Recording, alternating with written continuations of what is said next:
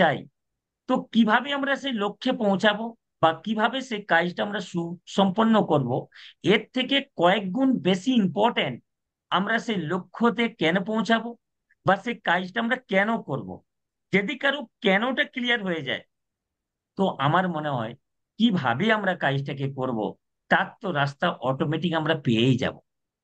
এই সেশনটাকে শুরু করার আগে একটা ছোট্ট কাহিনী দিয়ে আপনাদের সামনে আমি শুরু করতে চাই। সাপোজ এক্সাম্পল, আমরা কলকাতা থেকে দিল্লি যেতে চাই, বা দিল্লিতে কোনো আর্জেন্ট কাজ পড়েছে, আপনাকে যেতে হবে। তো আপনার কাছে মেসেজ এসছে যে আগামীকালকে আপনাকে দিল্লিতে যেতে হবে। এরপর দেখুন আপনি দিল্লি কেন যাবেন, যদি যাওয়ার গুরুত্বটা যদি আপনার কাছে ক্লিয়ার হয়ে যায়, তো আমার মনে হয় যে কিভাবে যাবেন, বাই কার যাবেন, বাই রোড যাবেন, বাই বাস যাবেন, বাই ট্রেন যাবেন, বাই ফ্লাইট যাবেন, এটা পরবর্তী স্টেপ আমরা অটোমেটিক তৈরি করেই নিই।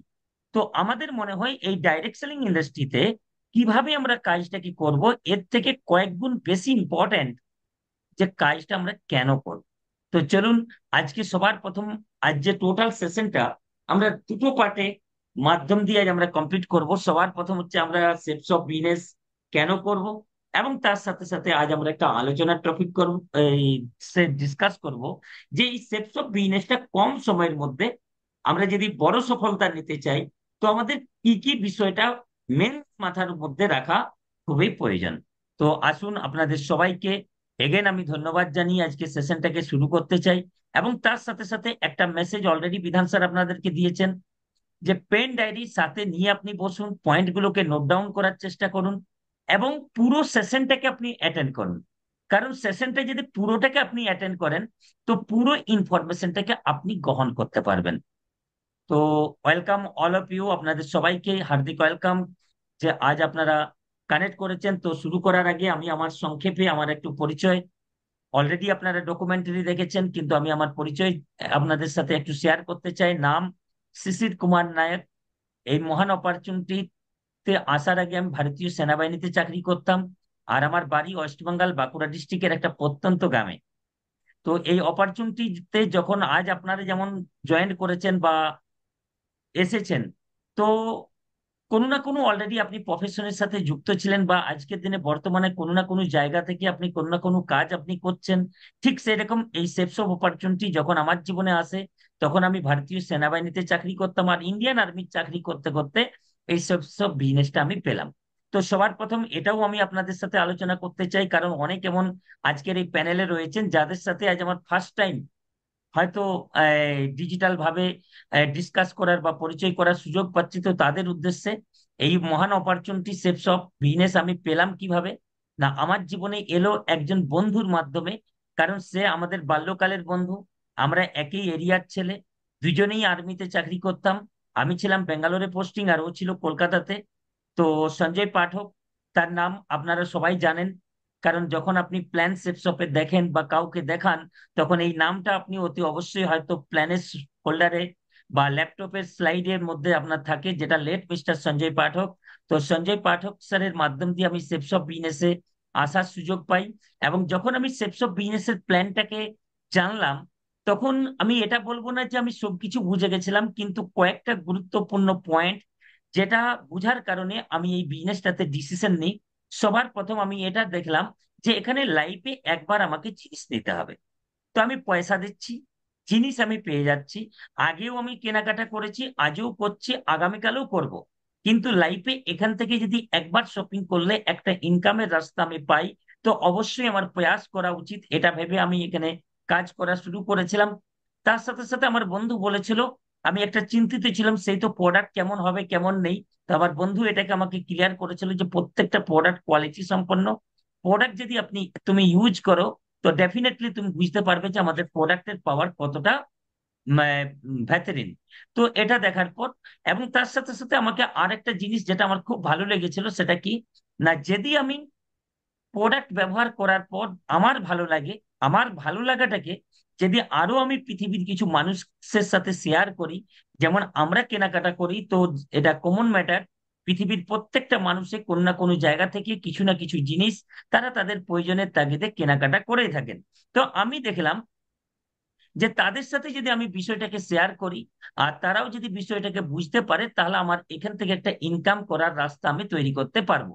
এইরকম একটা ছোট্ট চিন্তা ভাবনা করে আমি এই বিজনেসে জয়েন করি। এবং তার সাথে সাথে একটা ছোট্ট কাহিনী আমার বন্ধু আমার সাথে শেয়ার করেছিল, যেটা আপনাদের সাথেও আমি এখানে শেয়ার করতে চাই। ফর এক্সাম্পল, একটা বড় ধরনের পুকুর বা একটা বাঁধ রয়েছে। আর সেই বাঁধে কি আছে না, একটা বড় গাছ দাঁড়িয়ে আছে। আর সেই গাছের ডালে বেশ কয়েকটা বাঁদর এবং বাঁদরিয়া দাঁড়িয়ে বসেছিল। হঠাৎ করে আকাশবাণী হয় যে এখন এই মুভমেন্টে কোনো বাঁদর এবং বাঁদরিয়া যদি এই পুকুরের জলে জাম্প করে গাছ থেকে, তো সে রাজকুমার ইয়া রাজকুমারী হয়ে বেরাবে। তো এক অন্যের মুখ দেখা সবাই শুরু করে। এমন সময় দুটো আওয়াজ আসে, যেটা পুকুরের জলে জাম্প করার আওয়াজ। আর কিছুক্ষণ পরেই লক্ষ্য করে দেখা যায় যে একটা রাজকুমার এবং একটা রাজকুমারী বেরিয়ে আসছে। যখন এই ঘটনাটা ঘটে, তখন বান্দর মিডিয়া অ্যাসোসিয়েশন তাদের কাছে যায় আর গিয়ে তাদেরকে জিজ্ঞাসা করে যে আপনারা যে পুকুরের জলে জাম্প করলেন আর আপনারা রাজকুমার এবং রাজকুমারীর রূপ ধারণ করলেন, তো জাম্প করার আগে আপনাদের মনে কোনো ভাবনা আসেনি? তো প্রত্যুত্তর হিসাবে তারা দুজনেই একটাই কথা বলে যে দেখুন, আকাশবাণীতে এটা বলা হয়েছিল যদি কেউ জাম্প করে রাজকুমার ইয়া রাজকুমারী হবে। আকাশবাণীতে কিন্তু এটা বলা হয়নি যে আপনি যদি জাম্প করেন তো বাঁদর থেকে গরু, গাধা, ছাগল, ভেড়া ইত্যাদি আপনি হবেন। তো আমরা এটা ভেবেছিলাম যদি জাম্প করে যাই তো ওয়েল এন্ড গুড, যে জাম্প করলে যদি রাজকুমারী আর রাজকুমারী হওয়ার সুযোগ আসে তো ওয়েল এন্ড গুড। আর না হলে তো বান্দর বান্দরিয়া তো ছিলামই, গা ঝেড়ে আবার গাছের উপর উঠে যাব। সূর্যের রোদ চলছে, 2-2.5 ঘন্টাতে আবার শুকনো হয়েই যাবে। ঠিক সেরকম এই বিজনেসটাতে যখন আমি এসেছিলাম, আমি এটা চিন্তা ভাবনা করেছিলাম যদি এখান থেকে সফলতা পাওয়ার একটা রাস্তা বলছে, যদি হয়ে যায় তো ওয়েল এন্ড গুড, আর না হলে তো সরকারি চাকরি তো আমি করছি। এই ধরনের চিন্তা ভাবনা করে আমি এই বিজনেসে জয়েন করি এবং এই কাজটাকে করা শুরু করি। কিন্তু যেমন প্রত্যেকের সাথেই একটা কিছু না কিছু ছোটখাটো চ্যালেঞ্জ এসে থাকে। আমরা যখন এই ইন্ডাস্ট্রিতে নতুন জয়েন করি, তখন আমাদের কাছে কি হয় না, ডাইরেক্ট সেলিং ইন্ডাস্ট্রি ব্যাপারে পূর্ণাঙ্গ না নলেজ থাকে, না সিস্টেম ব্যাপারে আমাদের কাছে পুরো নলেজ থাকে। তো আমরা কি করি, এই কাজটা খুব হালকা সুরে আমরা নেওয়া শুরু করি। আর ক্যাজুয়ালি ভাবে যখন আমরা মানুষকে ডিসকাস করা শুরু করি, নলেজের অভাবের কারণে বা পারফেক্ট টুলস না থাকার কারণে বা আমাদের কনফিডেন্স লেভেল ডাউন থাকার কারণে আমরা মানুষকে বলি কিন্তু মানুষ আমাদেরকে কি বলে, না বলে। তো স্টার্টিং এ আমার সাথে এই ঘটনা ঘটে। আমি যখন এই বিজনেসটাকে শুরু করি আর শুরু করার পর একজন বন্ধুর সাথে আমি এই বিষয়টাকে নিয়ে আলোচনা করি, তো সেই বন্ধু আমাকে বলছে যে এই কাজটা আমাদের এখানে চলবে না। দ্বিতীয় এক বন্ধুকে যখন আমি প্ল্যানটাকে নিয়ে ডিসকাস করি, সে আমাকে বলছে আপনি কবে জয়েন করেছেন? তো আমি তাকে বললাম এই জাস্ট গতকাল পরশু দিনে। তো ও সামনে থেকে আমার কাছে উত্তর আসছে যে ভাই তুমি যে কাজটা জয়েন করেছো, আমি এই কাজটা করে ছেড়ে দিয়েছি। তৃতীয় আরেকজন বন্ধুর সাথে আমি আলোচনা করি, সে আমাকে বলল যে ভাই তুমি এখান থেকে কত টাকা লাগিয়েছো? তো অ্যাপ্রক্স আমি এখান থেকে না 3টি আইডি নিয়ে কাজটাকে করেছিলাম। আর তৎকালীন অ্যাপ্রক্স 25,000 রুপিস আমি এখান থেকে ইনভেস্ট করেছিলাম, মানে 3টি আইডি নিয়ে আমি এই বিজনেসটা শুরু করেছিলাম। তো আমি তাকে বিষয়টা বললাম যে আমি এখান থেকে 3টি আইডি নিয়ে কাজ করছি। তো অ্যাপ্রক্স 25,000 করিব আমি শপিং কেনাকাটা করেছি। তো সে আমাকে এটা বললো যে ভাই তুমি যদি এত ইনকাম করার মাইন্ড সেট আপ ছিল তোমার মধ্যে, তো তুমি আমাকে বলতে পারতে, আমি কোনো ভালো জায়গা বলে দিতাম যেখান থেকে তোমার কাছে একটা ইনকামেরও আসার রাস্তা থাকতো। তো এই ধরনের বেশ কিছু প্রশ্ন আমার কাছে আসে। এবং তারপর আমি তৃতীয় ব্যক্তিকে আরেকজনের সাথে ডিসকাস করি। সেই ব্যক্তি আমাকে কি বলছে, না দেখো তুমি আর্মিতে চাকরি করছো, আর আমরা আর্মি পার্সনকে কতটা রেসপেক্টের নজরিয়াতে দেখি, কিন্তু লাস্টে তুমি এই জামা কাপড় বিক্রি করার ধান্দাতে এলে ভাই। আজ হয়তো আপনাদের কাছে মনে হতে পারে যে এই ধরনের প্রশ্ন করার কোনো মান্যতা নেই, কিন্তু আপনি লক্ষ্য করে দেখুন যে ব্যক্তিটা নতুন নতুন কাজ করা শুরু করেছে, যার কাছে direct selling industry D D সম্বন্ধিত নলেজ নেই, নেটওয়ার্ক মার্কেটিং এর এন সম্বন্ধিত কোনো নলেজ নেই, কিন্তু তার কাছে যদি এইরকম প্রশ্ন জাগে, তো বাস্তবিক জিনিস তার মধ্যে এক্সাইটমেন্টের মধ্যে একটা অভাব চলে আসে।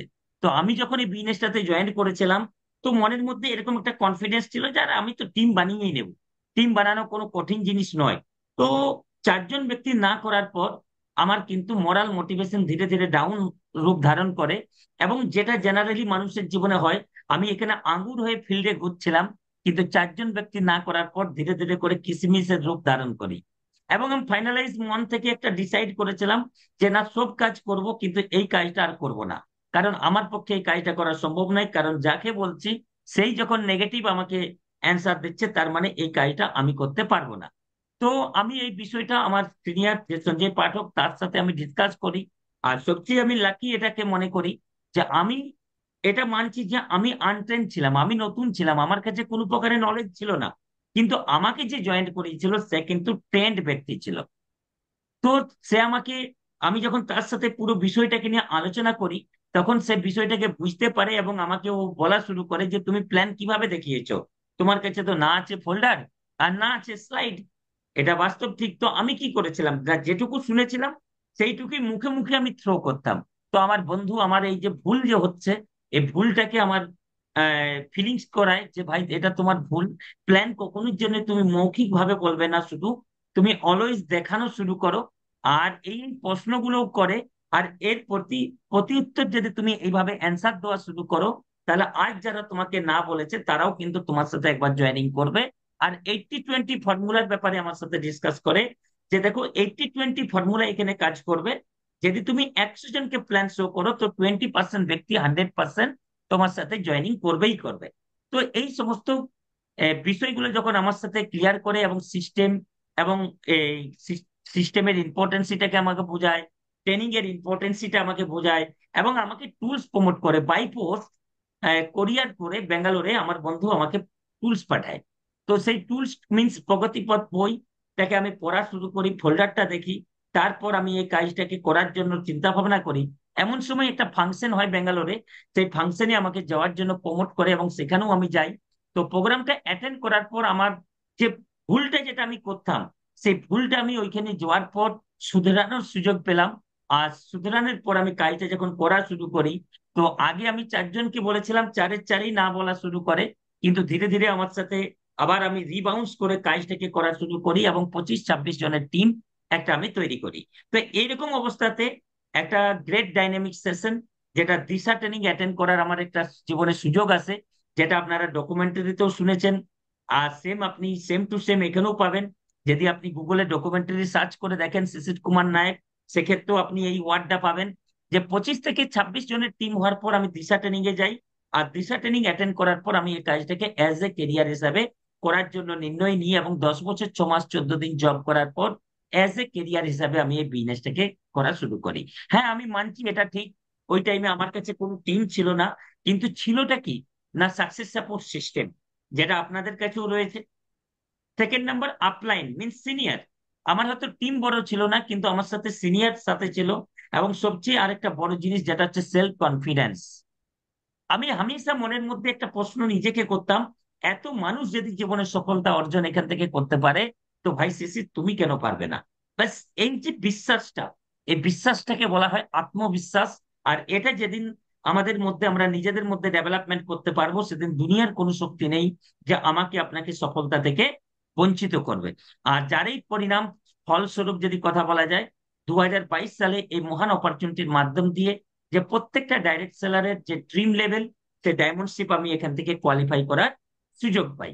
অ্যাচিভমেন্টের যদি কথা বলা যায়, এই বিজনেস থেকে যোগদান করে আমি কি পেয়েছি, সবচেয়ে বড় খুশি এটা যে প্রথমে আমি একা ছিলাম, আমার সাথে কোনো প্রকারের টিম ছিল না। আর আমরা প্রত্যেকেই জানি যে টিম একটা বিরাট বড় অ্যাসেট বা বিরাট বড় পুঁজি। তো যখন আমি এখানে কাজ করা শুরু করি, তো এসেছিলাম একা। বাট আজকের দিনে অল ওভার ইন্ডিয়াতে 18,000 প্লাস একটা ওয়ার্ল্ড ক্লাস টিম আমি এখান থেকে পেয়েছি। অ্যাচিভমেন্টের যদি কথা বলি, পিওর গ্রামে আমার বাড়ি, সেখান থেকে আজকে কলকাতা শহরে থাকার একটা সুযোগ। সেকেন্ড নাম্বার, একটা ড্রিম ছিল বাচ্চাকে পড়াশোনা করানোর, সেটার এখান থেকে সুযোগ। তার সাথে আরো যদি আমি কথা বলি, নর্মাল বাইকে চেপে আমি এই বিজনেসটাকে শুরু করেছিলাম, হিরো হোন্ডা গ্ল্যামার। কিন্তু একটা ড্রিম ছিল রয়্যাল এনফিল্ড নেওয়ার, এখান থেকে নেওয়ার সুযোগ পেয়েছি। প্লাস আজকের দিনে কার ইউজ করার সুযোগ, কলকাতা এবং বাঁকুড়াতে কয়েকটা গুরুত্বপূর্ণ জায়গাতে প্রপার্টি পারচেজ করার সুযোগ, ভবিষ্যতের জন্য বেশ কিছু ইনভেস্টমেন্ট করার সুযোগ এখান থেকে আমি পেয়েছি। এবং সবচেয়ে বড় জিনিস কি, না ভারতবর্ষ জুড়ে নিজের একটা পরিচিতি তৈরি করার সুযোগ। আজ যদি এটা এসছে, সেটা হচ্ছে এই মহান অপরচুনিটি সেফ শপের মাধ্যমে। তো আমি চাইবো এরকম মহান অপরচুনিটির জন্য একটা জোরদার তালি বাজান। কারণ আজ আমরা, আজ যে জায়গাতেই থাকি না কেন, আজ এই মহান অপরচুনিটির মাধ্যম দিয়ে আপনি জীবনে যে জিনিসটা অ্যাচিভ করতে চাইবেন, আপনি সেটাই এখান থেকে অ্যাচিভ করতে পারবেন। কিন্তু এরপর আপনার মনের মধ্যে একটা বিষয় আসতে পারে যে আমি এই কাজটাকে সিরিয়াস ভাবে বা অ্যাজ এ কেরিয়ার হিসাবে কেন নিলাম। কারণ ডাইরেক্ট সেলিং ইন্ডাস্ট্রিটাকে যখন আমি বুঝতে পারলাম, তখন আমি এখান থেকে একটা কাজটাকে সিরিয়াসলি ভাবে করার একটা নির্ণয় নিই। আর সেটা কিভাবে, তার আমি কয়েকটা গুরুত্বপূর্ণ পয়েন্ট আপনাদের সামনে এখন আমি তুলে ধরার চেষ্টা করব। তার মধ্যে সবার প্রথম যে আমার মনে হয়েছিল, যে দেখুন আমাদের আজকের দিনে এই সমাজে জেনারেলি তিনটে শ্রেণীর মানুষ আমরা দেখতে পাই।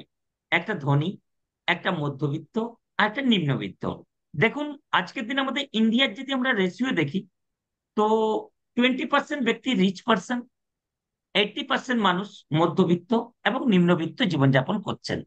তো যারা রিচ, যারা অলরেডি ওয়েল সেটেলড, আমি তাদের কথা তো বলছি না, কিন্তু 80% মানুষের যদি জীবনের কথা বলা যায়, তাহলে সেক্ষেত্রে আপনারা একটা জিনিস ফলো করে দেখতে পারেন, আপনার যে জীবনটা, এটা কিন্তু চারটা স্টেজের উপর কিন্তু রান করছে। আর সেই চারটা স্টেজ কি কি? সবার প্রথম দেখুন, নিম্নবিত্ত ইয়া মধ্যবিত্ত মানুষের পরিবারে যখন এই চারটা স্টেজ কিভাবে ফলো হয়, তার যদি আমরা একটা উদাহরণ দেখি, তাহলে আমরা দেখতে পাবো যে একটা বাচ্চার জন্ম হচ্ছে 0 ইয়ার্স, সেখান থেকে 25, 50, 75, কেউ কেউ সেঞ্চুরি মারেন, আর কারো কারো সেঞ্চুরি মারার আগে কিন্তু তার উইকেট আউট হয়ে যায়। তো জেনারেলি কি হয়, মধ্যবিত্ত এবং নিম্নবিত্ত পরিবারের ক্ষেত্রে লক্ষ্য করে দেখা গেছে, এই 0 থেকে 25 এই যে টাইমটা, এই টাইমটাকে আমরা বাচ্চার জন্য কি করি, না এটা আমাদের স্টাডি টাইম বলা হয়। আমরা টোটাল এফোর্টটা আমরা কি করি, না বাচ্চাকে পড়াশোনা করার জন্য আমরা অ্যাডভাইস করি, যে ভাই তুমি পড়ো, তোমার আর কোনো আদার্স কোনো কাজে করার দরকার নেই, আদার্স কোনো কাজ করার চিন্তা করার দরকার নেই, কি কোথায় কি হচ্ছে, সংসার কিভাবে চলবে, এটাও তোমাদেরকে লক্ষ্য করার প্রয়োজন নেই। তোমার একটাই কাজ, কি কাজ, না পড়াশোনা করা, ব্যাস তুমি শুধু পড়তে থাকো। কিন্তু দেখবেন এই মধ্যবিত্ত এবং নিম্নবিত্ত মানুষের একটা টেন্ডেন্সি থাকে, 25 বছর যখনই বাচ্চার বয়স হয়ে যায়, তখন কিন্তু আর বাচ্চাকে তারা পড়ার জন্য সাজেস্ট করে না। বাচ্চা যদি বলে যে না, আমি আরো হায়ার এডুকেশন নিতে চাই, সেক্ষেত্রেও বাচ্চাকে আমরা কি গাইড করি, না আগে তুমি একটা কোনো কাজে জয়েন করো, আগে তুমি একটা কোনো কাজ শুরু করে দাও, সেইটাকে করতে করতে তুমি করা শুরু করো। মিনস 25 ইয়ার্স হয়ে যাওয়ার পরে তাকে আমরা কোনো না কোনো কাজের জন্য বলি। এরপর ধরুন একটা বাচ্চা যদি কাজকর্ম করা শুরুও করে, তাও আমরা একটা দেখতে পাবো যে মধ্যবিত্ত এবং নিম্নবিত্তের বেস্ট যে মাধ্যম সেটা কি, সেটা হচ্ছে জব। তো জব যদি একটা ব্যক্তি 25 বছর বয়সে পেয়েও যান, তো কত বছর বয়স পর্যন্ত তিনি চাকরি করতে পারবেন? যাদের সে যাদের 35 ইয়ার্স। এরপর দেখুন এই যে 35 ইয়ার্স তিনি জব করছেন, জব করার পর ষাটে কিন্তু তার কি হচ্ছে, রিটায়ারমেন্ট। আর যখন রিটায়ারমেন্ট যখন তার কাছে আসছে, আর সেই ব্যক্তিটা যদি 90 ইয়ার্স পর্যন্ত যদি জীবনযাপন বেঁচে যান, আজকের দিনে ভারতবর্ষে আপনি লক্ষ্য করে দেখুন, মোর দেন 5% জবেও পেনশন নেই। মানে নো ওয়ার্ক নো পে, যতদিন কাজ ততদিন দাম, কাজ বন্ধ দাম বন্ধ। তো এই যে ব্যক্তিটি 25 থেকে 60 বছর পর্যন্ত জব করার পর, তিনি যদি 90 বছর পর্যন্ত জীবিত থাকেন, তাহলে তার রিটায়ার্ড জীবনটা কত বছরের, না 30 বছরের। কিন্তু অ্যাকচুয়ালি ঘটনাটা কি হচ্ছে, 60 থেকে 90 মানে 30 বছর। তো তখন কি হয় না, ব্যক্তি আর রিটায়ারমেন্ট নিতে পারে না, তখন তাকে পার্সিয়াল রিটায়ারমেন্ট হিসাবে কোনো না কোনো জায়গায় যুক্ত হতে হচ্ছে। তো এইভাবে যদি আমরা একটা ক্যালকুলেশন করে দেখি, তাহলে আমরা একটা জিনিস আজকের দিনে লক্ষ্য করে দেখতে পাবো, যে একটা ব্যক্তি যদি 25 ইয়ার্স ব্যক্তিতে বয়সে যদি একটা কেরিয়ার শুরু করেন, এবং প্রত্যেক মাসে গড় উপার্জন যদি 50,000 টাকা করে যদি করেন, তাহলে এক বছরের টোটাল উপার্জন কত করবে, 6 লক্ষ টাকা। সেই ব্যক্তি যদি 60 বছর বয়স পর্যন্ত, মিন্স আগামী 35 বছর নন স্টপ যদি ওয়ার্ক সেই ফিল্ডে করে যান, তো টোটাল তার আমদানি বা উপার্জন হবে কত, না 2,10,00,000 টাকা। দেখুন 2,10,00,000 টাকা হয়তো যদি তার monthly on an average 50,000 salary হয়, তাহলে তো সে করে তো নেবে। কিন্তু একটা জিনিস আপনি লক্ষ্য করে দেখুন, আমরা কি শুধু উপার্জনই করি, না সাথে সাথে আমরা খরচাও কিছু করি? আর দেখবেন আজকের দিনে মধ্যবিত্ত এবং নিম্নবিত্ত পরিবারের ঘটনাটা কি হয়, আমরা যে টাকাটা উপার্জন করি, তার থেকে বেশি ব্যয় করার রাস্তা তৈরি হয়ে যায়। কারণ পরিবারের দায় দায়িত্ব আমাদের কাছে থাকে, ছেলে মেয়েদের পড়াশোনা করানো, তাদের বিয়ে দেওয়া, বাড়ি তৈরি করা, সমস্ত প্রয়োজন মেটানোর পর অবশিষ্ট টাকার উপর 30 বছরের রিটায়ারমেন্টের জীবনযাপন করার সমস্ত খরচা এই 35 বছরের কর্মজীবনের উপর কিন্তু নির্ভর করবে। যদি আমরা এই যে গুরুত্বপূর্ণ 35 বছর, যেটা ওয়ার্কিং টাইম অ্যাকচুয়ালি 25 থেকে আপ টু 60, এই সময়টাকে যদি আমরা জীবনে এক্সট্রা কিছু করার মানসিকতা না করি, বা আমাদের ফিউচারের জন্য যদি আমরা চিন্তা না করি, তাহলে ঘটনাটা কি ঘটে না, রিটায়ারমেন্ট লাইফটাকে আমরা আনন্দের পরিবর্তে আমাদের দুঃখের জীবনযাপন করার রাস্তা তৈরি হয়ে যায়। এছাড়াও একটা সার্ভে বলছে যে একটি মেয়ে একটি ছেলের অপেক্ষায় কমসে কম 5 থেকে 7 বছর বেশি দিন জীবিত থাকে, সাডেনলি যদি কোনো বড় কিছু কেস না থাকে। তাহলে একটা জিনিস আপনি লক্ষ্য করে দেখতে পারেন যে নিজের 30 বছর প্লাস তার বিশেষের 10 বছর, এর যে এক্সট্রা সেভিং যদি আমরা ঠিকঠাক করে না রাখতে পারি, তো রিটায়ারমেন্টের পর আমাদেরকে নেক্সট জেনারেশনের কাছে ডিপেন্ডেন্ট হতেই হবে। এর ছাড়া কোনো বিকল্প রাস্তা আমাদের কাছে নেই। কিন্তু এই জায়গাতে দাঁড়িয়ে যদি আজ আমরা একটা জিনিস চিন্তা করি, এই স্লাইডটাকে যদি আপনি লক্ষ্য ভালো করে করে থাকেন, তাহলে আজ আপনি একটা সিদ্ধান্ত নিতে পারেন যে আমরা এই গুরুত্বপূর্ণ 35 বছরে যদি এক্সট্রা কিছু করার মানসিকতা আমরা তৈরি না করি, তাহলে রিটায়ার্ড জীবন আমাদের আনন্দের পরিবর্তে দুঃখের দিন আসতে পারে। কিন্তু এই সময় আমরা আমাদের জীবনের যে কাজকর্মগুলো করছি, তার সাথে সাথে আমরা আমাদের অবসর সময়টিকে যদি আনন্দের সাথে যদি আমরা কাটাতে চাই, তাহলে এই ইন্ডাস্ট্রিতে বা সেপস অফ কোম্পানিতে যদি আমরা 2 থেকে 4 ঘন্টা সময় সিস্টেমেটিক ভাবে কাজটাকে শিখে যদি আমরা ডেলি দিই, তাহলে আমাদের জীবনে একটা বিরাট বড় পরিবর্তন আমরা নিয়ে আসতে পারবো। তার ফর এক্সাম্পল আপনি এইটাতে আপনি একটু লক্ষ্য করে দেখতে পারেন, যেটা হচ্ছে পাওয়ার অফ টিম ওয়ার্ক। কারণ আপনি আজ এখানে সেলফ ওয়ার্ক করছেন না, একটা টিম ওয়ার্ক করছেন। আর আমাদের সিস্টেম কি বলছে, যদি একটা ব্যক্তি কাজটাকে শিখে সিস্টেমটাকে ফলো করে সিস্টেমেটিক প্যাটার্নে যদি সে ওয়ার্ক করে, তো একটা বছরে 10 জন ব্যক্তির টিম বানানো এটা পসিবল ওয়ার্ক ইয়া ইম্পসিবল ওয়ার্ক? 100% এটা পসিবল ওয়ার্ক। তো যদি আমরা 10 জনের টিম বানাই, 10 জনের টিম মানে 10 জনকে জয়েন করানো শুধু নয়, 10 জনকে জয়েন করিয়ে সেই 10 জনকে কাজটাকে ভালো করে শিখানো। আর যদি আমরা এই যে 10 জনকে ভালো করে যদি আমরা শিখিয়ে দিই, তো সেকেন্ড ইয়ার আমাদের সাথে কি হবে, এই 10 জন ব্যক্তিও 10 জন 10 জনের টিমটাকে বানাবে। আমাদের টিম কাজ করে না কেন? কারণ এক তো আমরা নিজেরা শিখি না, যেটা আমাদের শেখা দরকার। বা যদি নিজে আমরা শিখেও যাই, তো আমরা আমাদের টিমের যুক্ত ব্যক্তিকে টাইমে শেখানোর প্রয়াস করি না। কিন্তু যদি আপনি নিজে শিখেন একটা বছরে, আর 10 জনের টিম বানান, আর এই 10 জন ব্যক্তিকে যদি আপনি কাজটাকে ভালো করে শিখিয়ে দেন, তো সেকেন্ড ইয়ার আপনার সাথে টিম তৈরি হবে কত, 100 জনের। ইনকাম আসবে কত, 50,000 টাকা। থার্ড ইয়ারে দেখুন, এই 100 জন ব্যক্তি যদি 10 জন 10 জনকেই প্রমোট করেন, তো আপনার টিম হচ্ছে কত, 1,000-এর। ইনকাম আসবে কত, না 5 লক্ষ টাকা। আর চতুর্থ বছর দেখুন জাদু, এই 1000 ব্যক্তিও যদি 10 জন 10 জনকেই প্রমোট করে, তো আপনার টিম হচ্ছে 10,000-এর। আর আপনার বাড়িতে মিনিমাম ইনকাম আসছে কত, না 50 লাখ রুপিস। কিন্তু এটা হবে কখন, যখন সবার প্রথম আপনি সিস্টেমটাকে ফলো করবেন। নাম্বার টু, বিশ্বাস নিজের প্রতি আপনি যখন রাখবেন যে না, 4 বছরে এটা আমার সাথে সম্ভব, 4 বছরে আমি এটা করব, আর এটার জন্য সিস্টেমেটিক ভাবে যে কাজটা আমাকে করতে হবে সেটা আমি করার জন্য রেডি। যদি এই মানসিকতা যদি আপনার মধ্যে থাকে, আর 4টা বছরের যদি ধৈর্য আপনার কাছে থাকে, তো আপনি 100% আজ এখান থেকে আপনি এটা অ্যাচিভ করতে সক্ষম হবেন। এছাড়াও দেখুন, আমাদের এই কাজটা করা কেন উচিত, কারণ দেখুন মূল্যবৃদ্ধি দিন প্রতিদিন বাড়ছে। এর যদি আমরা একটা রেজাল্ট রেশিও দেখি, অতীতের ডাটা, তাহলে আমরা একটা জিনিস লক্ষ্য করে দেখতে পাবো যে প্রত্যেকটা 20 বছর ছাড়া ছাড়া করে 10% হারে মূল্যবৃদ্ধি বাড়ছে।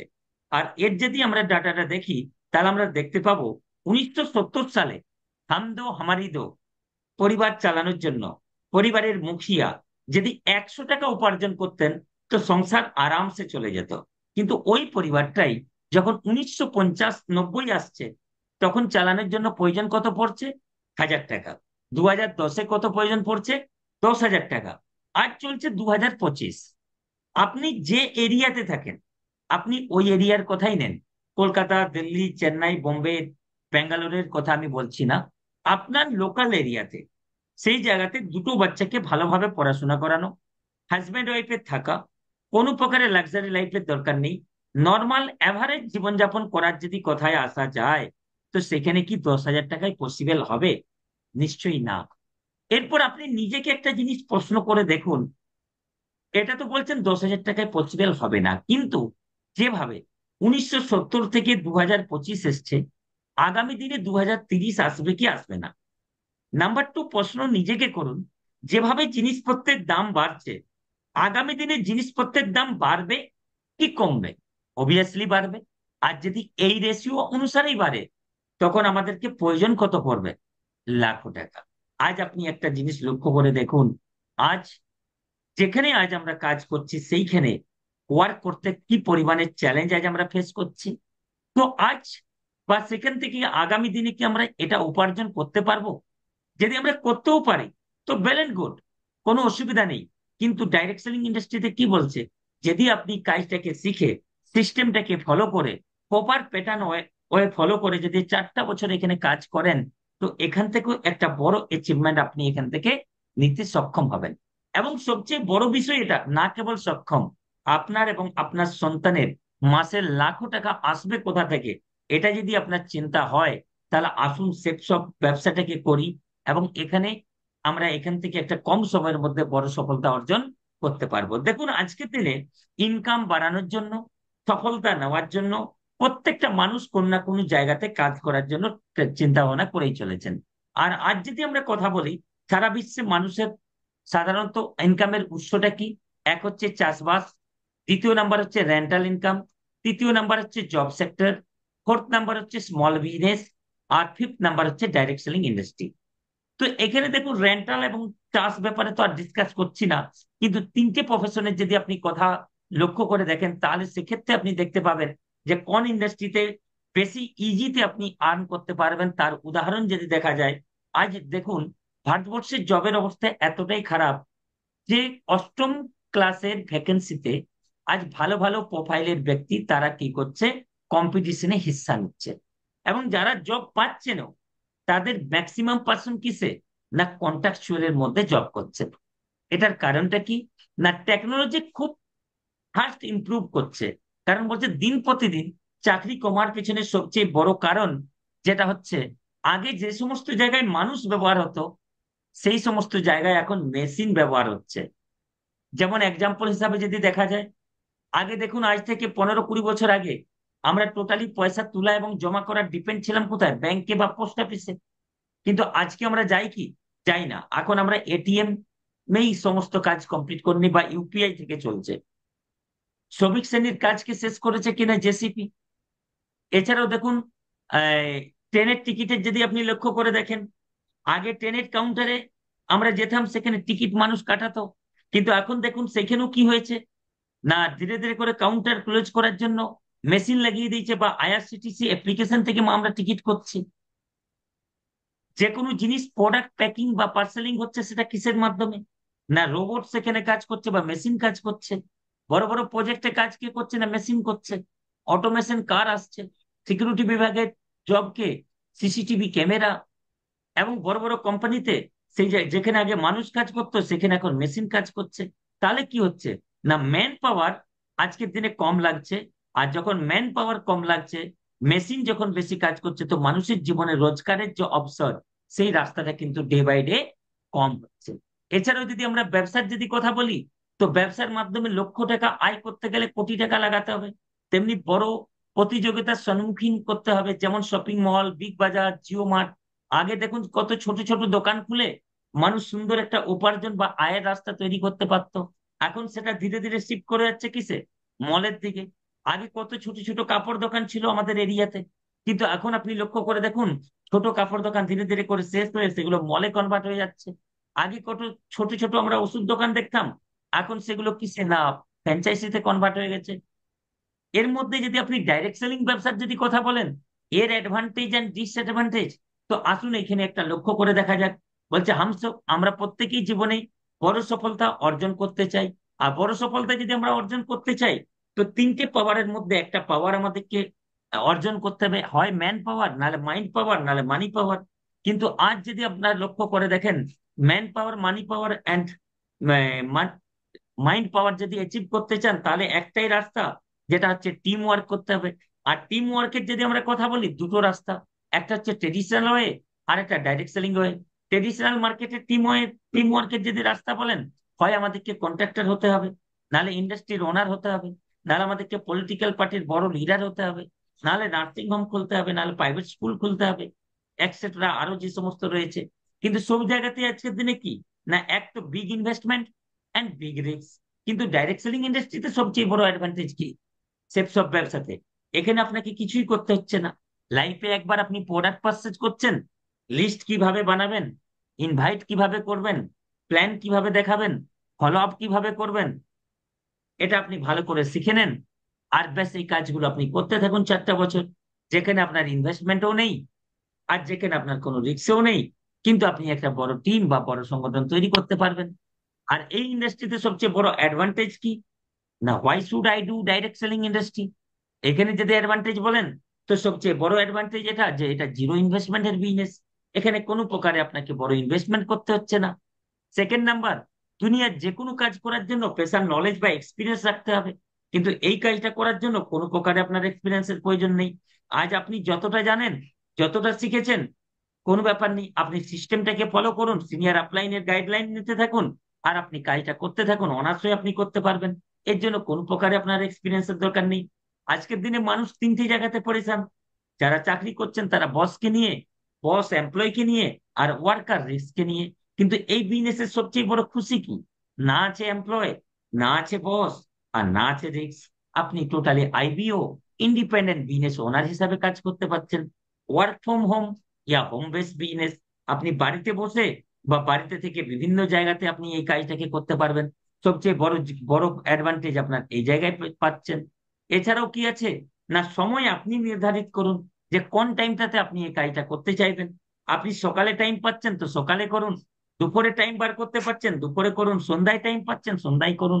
এই কাজটা কি, না আপনার সময় অনুসারে আপনি এই কাজটাকে করতে পারবেন, সবচেয়ে বড় অ্যাডভান্টেজ এটা। তার সাথে কি, না দুনিয়ার যে কোনো জায়গাতে আপনি আমি কাজ করি না কেন, হয়তো আমরা সেখানে পয়সা উপার্জন করতে পারবো, কিন্তু আমরা সেই জায়গাতে সময় রোজগার করতে পারবো না। কিন্তু আমরা এখানে কি করতে পারছি, না আমরা এখানে টাইম কামানোর একটা সুযোগ পাচ্ছি। তাছাড়াও যদি আপনি দেখেন দুনিয়ার যে কোনো ব্যবসা করতে যান, সেখানে আপনাকে ধার উধারি করতেই হবে, কিন্তু এখানে কোনো উধারির সিস্টেম নেই। তার সাথে সাথে প্রাকৃতিক দুর্যোগ বা একটা চ্যালেঞ্জ আপনার ব্যবসার মধ্যে চ্যালেঞ্জ আনতে পারে, কিন্তু এখানে কোনো প্রকারের চ্যালেঞ্জ আপনার কাছে আসছে না। মেন্টরশিপ প্রোগ্রাম পাচ্ছেন, যেখানে আপনি গাইডার পাচ্ছেন যে আপনাকে সময় সময় গাইড করছে।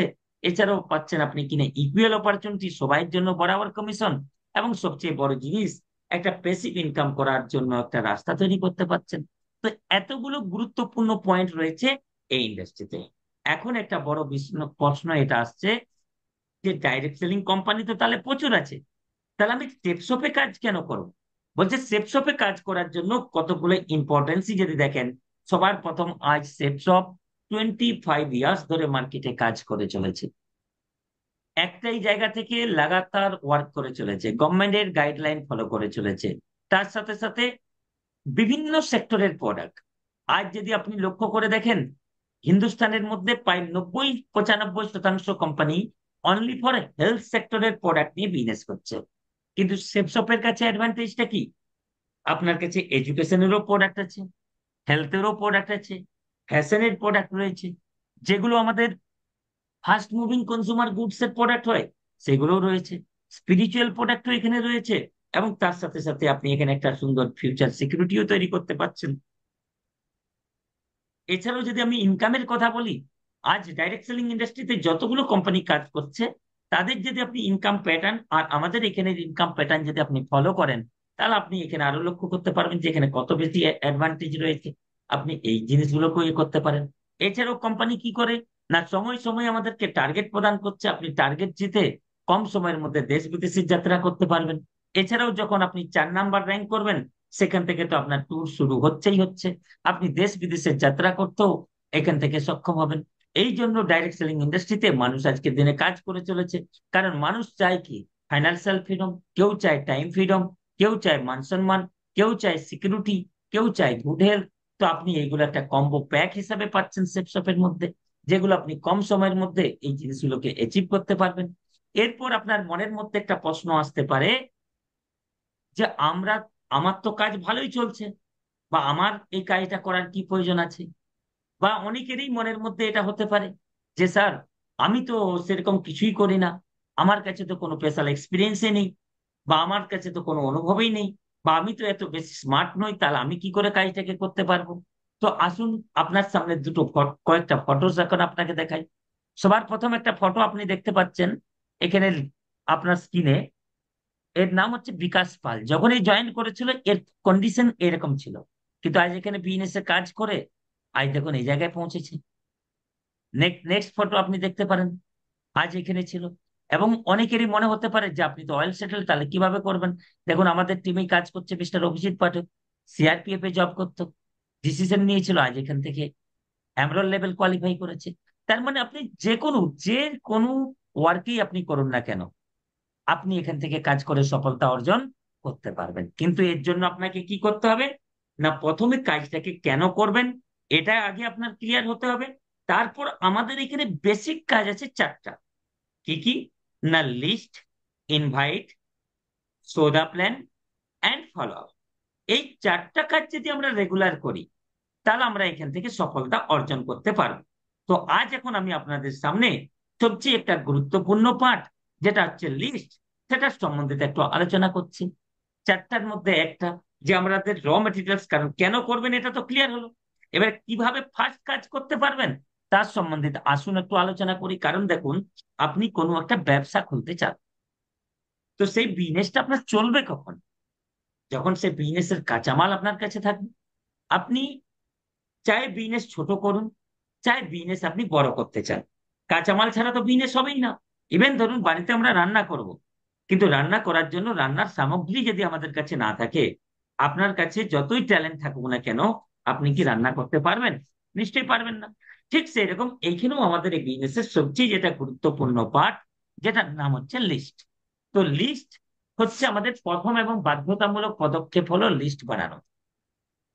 দেখুন, আমরা লিস্ট যে শুধু এইখানে বানাচ্ছি এটা নয়, আজ যে আমরা প্রথম বানাবো এটাও নয়। আমরা সাধারণত কোন কোন ক্ষেত্রে লিস্ট বানিয়ে থাকি?